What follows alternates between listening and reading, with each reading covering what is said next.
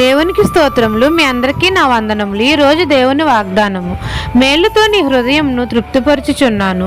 కీర్తనల గ్రంథం 103 అధ్యాయం 5వ వచనం. సైన్యములకు అధిపతి అయిన మన తండ్రి అయిన యెహోవా మేలుతో నీ హృదయంను తృప్తిపరచుచున్నాను అని మనతో సెలవిస్తున్నాడు.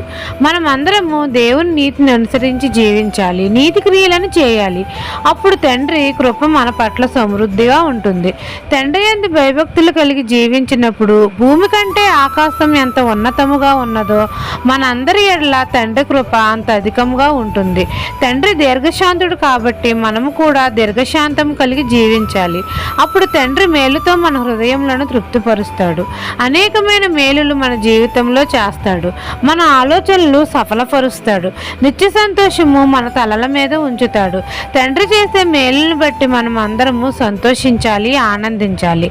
తండ్రి మన హృదయ వాంఛలను తీరుస్తాడు. ఈ దిన వాగ్దానం మీ నా జీవితంలో నెరవేరాలని కోరుకుంటూ దేవుని సువార్త పరిచర్యలో మీ సహోదరి. ఆమెన్.